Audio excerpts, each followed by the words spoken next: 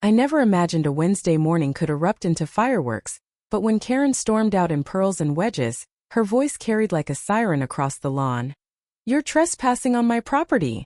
she shrieked, pointing an accusatory finger at my worn work boots. The sun glinted off her oversized sunglasses, giving her a cartoonish glare. As neighbors peered from behind curtains, mouths agape.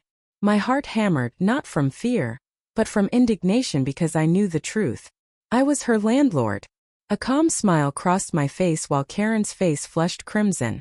I took a slow step forward, raising a single finger in polite correction. "Actually, Karen, you're standing on my land. Your rent check covers this entire lot." Her jaw dropped so far I thought she'd swallow her own tongue.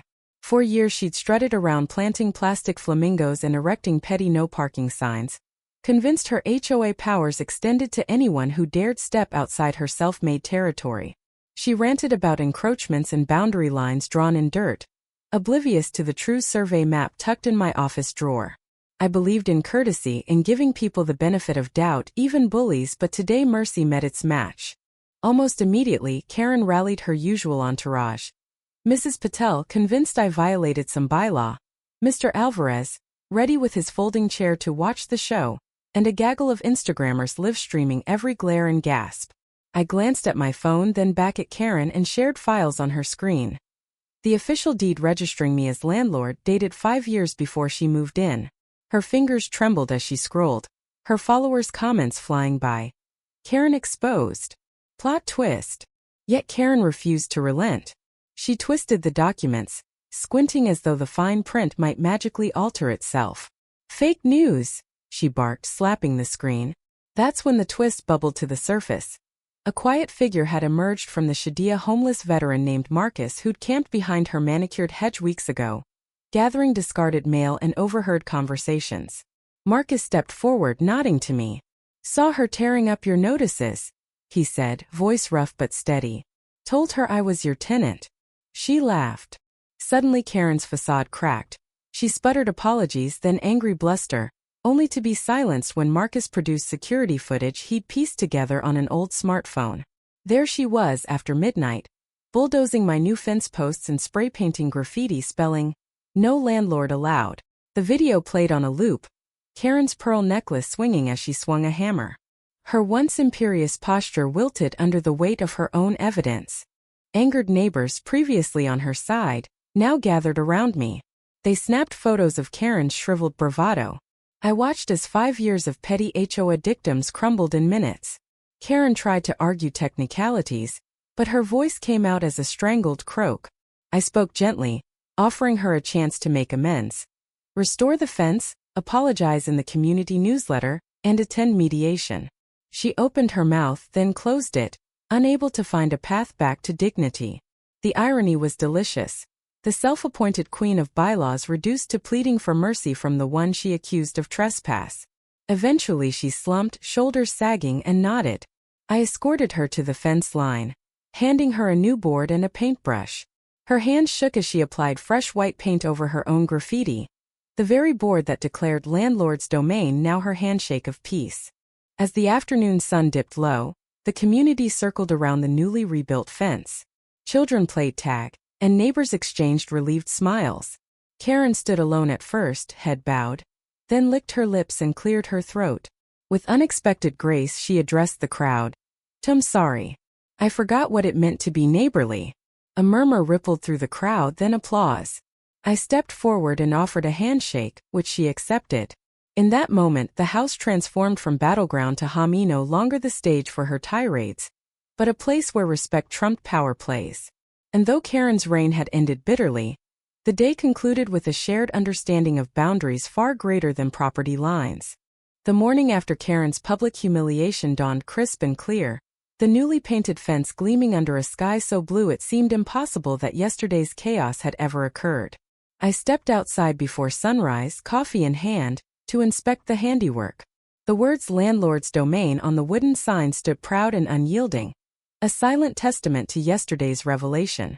Yet as I traced the fresh white paint with my fingers, I sensed that real victory wasn't in fences or signs, but in the shift beneath the surface of our little community. Neighbors I'd barely exchanged nods with now greeted me warmly. offering help with my garden and inviting me to tomorrow's block barbecue.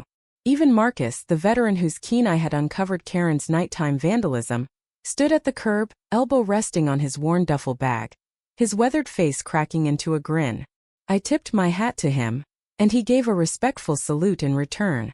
It was clear that alliances were being redrawn around more authentic values: honesty, respect, and a shared sense of belonging. As the sun climbed higher, I walked down the line of my 4 rental cottages, each one once a stage for Karen's petty micromanagement.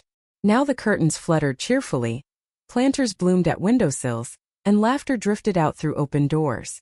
I paused at the community garden plot at the far end of the property, where I'd encouraged tenants to plant heirloom tomatoes and native herbs. There I found Karen herself, poking dutifully at the soil, her oversized sunglasses replaced by a battered straw hat. I held my breath, uncertain whether she'd fled or returned to right wrongs. When she met my gaze, her eyes softened by genuine humility met mine with a silent apology. She extended a trowel hesitantly, offering it to me as though it were a peace treaty. I accepted, guided her to a patch of earth where wildflowers had taken hold, and together we planted a new row of marigolds. The action felt symbolic as much as practical, 2 former adversaries cultivating something that would outlast each of us. Word of the transformed garden spread quickly. Later that afternoon, Mr. Alvarez ambled by with his camera crew, now repurposed for local news coverage on community resilience rather than HOA drama. He filmed Karen kneeling in the dirt, offering tips to a curious child on how to transplant seedlings without damaging roots. Her voice, once shrill with entitlement, now carried a gentler authority. Be patient. Caring for something living means listening to it. Watching her, I realized that Karen's legend would endure not as the tyrant who claimed every inch of land, but as the woman brave enough to admit fault and forge a new narrative. Over the next week, the ledger of rental units filled up faster than ever before. Prospective tenants drawn by photos of the cheerful garden and word-of-mouth praise for a landlord who stood up to petty authority signed leases almost as soon as they toured the cottages. Even Karen, whose finances had been tangled in HOA fines and community backlash, found a renewed purpose helping Marcus secure housing vouchers through a local veterans nonprofit. Their partnership, once unthinkable, became the talk of neighborhood gatherings. I watched them in the evenings, Marcus teaching her to balance budgets and Karen teaching him to read HOA bylaws for signs of abuse. Their unlikely friendship blossomed into a microcosm of a broader truth: that redemption often arrives hand in hand with restitution. But just as harmony seemed fully restored, a new challenge emerged. The HOA board, reflecting on the spectacle of Karen's downfall, voted to rewrite its own bylaws to grant homeowners more power over communal spaces. The new ordinance, though well-intentioned, risked reinstating the very dynamics that had set Karen loose on my fence in the first place. Alarmed, I convened an impromptu meeting under the stars in the community garden, inviting neighbors, Karen, Marcus, and even representatives from the HOA sitting in folding chairs arranged in a rough circle. We debated the balance between individual rights and collective responsibility. Karen spoke first, her voice clear and measured. I realize now that claiming power without accountability only breeds more conflict. If we're to have rules, they must protect us all, not serve the whims of the loudest voice. Marcus nodded, adding, "Accountability isn't about punishment. It's about ensuring fairness." Others contributed ideas for a citizens' oversight committee and transparent voting procedures. By midnight, under strings of lanterns, we drafted a charter that enshrined community gardens, shared workshops, and dispute resolution panel structures designed to amplify cooperation rather than control. The next morning, the HOA officially adopted our charter, a historic shift that promised to prevent future Karen-style overreach. At the signing ceremony, Karen clasped my hand and shook with zeal, her face alight with a hard-won optimism.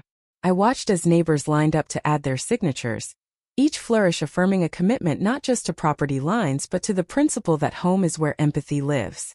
Weeks later, life settled into a new rhythm. The garden yielded its first harvest of tomatoes, sweet and sun-kissed, shared in a community feast under pop-up tents.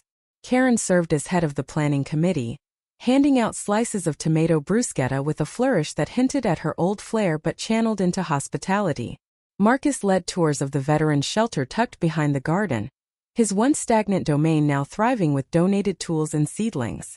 I stood at the edge of the celebration, a gentle pride warming me as laughter and music wove through the air. The fence still bore its unwavering message, no longer a barrier, but a symbol of boundaries respected and legacy reclaimed. And though the scars of past conflicts remain faintly visible in chipped paint and memory, they spoke of lessons learned and the resilience of community spirit. Perhaps the truest triumph wasn't in proving Karen wrong, but in proving that even the deepest rifts could bloom into something far greater than the sum of their parts. So now I ask you, reader, was this story a tapestry woven from true events, or merely a parable shaped by hope and imagination? Share your verdict, truth or false.